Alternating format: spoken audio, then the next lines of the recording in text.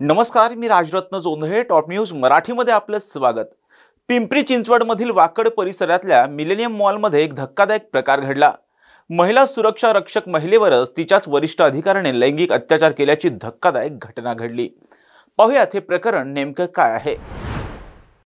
पिंपरी चिंचवडच्या वाकड भागातील मिलेनियम मॉलमध्ये काम करणाऱ्या महिला सुरक्षा रक्षकावर तिच्याच वरिष्ठ अधिकाऱ्याने लैंगिक अत्याचार केल्याचं गंभीर प्रकरण समोर आलं. पीडित महिला आपल्या पतीसह एका खासगी सुरक्षा कंपनीत सुरक्षा रक्षक म्हणून कार्यरत होती. हे दोघेही वाकड येथील मिलेनियम मॉलमध्ये ड्युटी करत होते. याच कंपनीतील वरिष्ठ अधिकारी मनोज धोंडीराम कदम वय 45 वर्ष याने ड्युटी दरम्यान सुरक्षा रक्षक महिलेला तिसऱ्या मजल्यावरील एका खोलीत नेलं.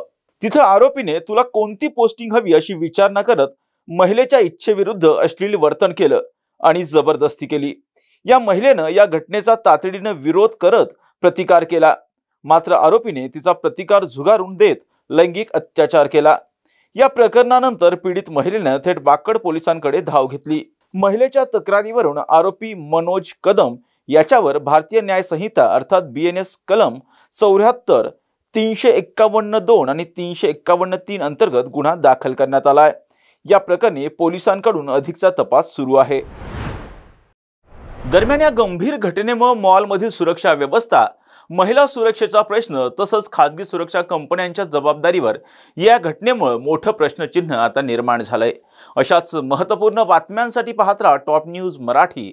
आपला महाराष्ट्र, आपली बातमी.